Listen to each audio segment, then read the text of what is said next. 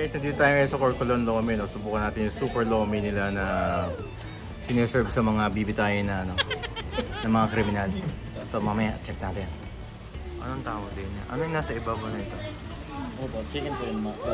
Uy, nangangalay na si Kuya. Okay lang po. Ate, wala pa tong manual?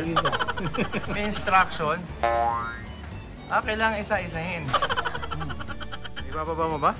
Akala ko naka yan eh, naka-gareta. Bawal sa akin yan. Para lang, okay, sige. Puzzle pala to. Hindi na kasi.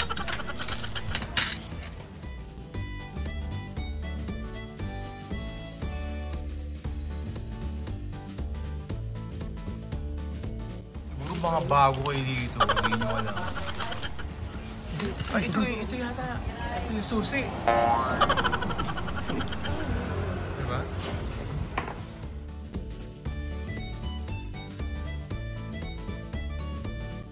Manok. Okay Uy, dahan-dahan pala talaga. Grabe chicken.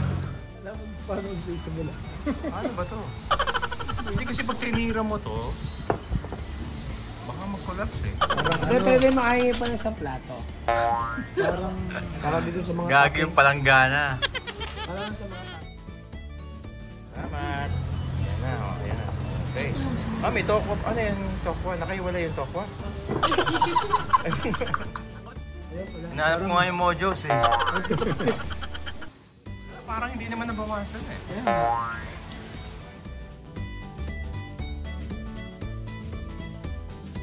Tawagan nyo na lahat pati yung mga staff. Tawagan na pati kitchen staff.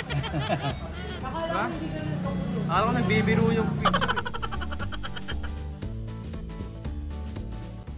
sisig, lechong kawali. O, isa mo yung butcheron mo.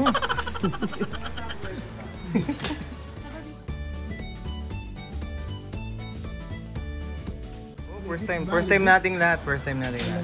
Si Mars pala 4 na beses. Masama yung babinsan mo. Sabi kain natin pang alas 3. May picture dito si Marvin eh, customer of the year. Guys, so after 10 to 15 minutes, ito na ho yung itsura ng table na. Hindi tayo mas malaking sandok. Diba? May rin sila kasi pag kutsara lang yan. Joke tayo. Ano tawag doon, Marks? Service spoon? Hindi eh.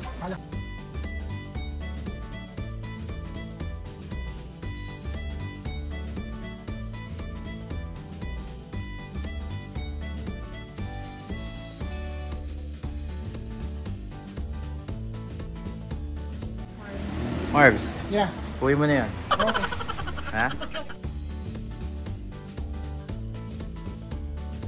Okay you guys, so nakita nyo yung sa kinainan natin dito sa may barangay, somewhere in Cuenca, sa Corcolon Lomi House. So, nakita nyo kung gaano kadami yung lomi and nakakatakot, pero nag-enjoy namin kami lahat. So, I'm going to end this video now. So, if you haven't subscribed to my channel, please do click the subscribe button. And then for those who want to get updates, just click on the bell for notifications. You stay safe and get vaccinated.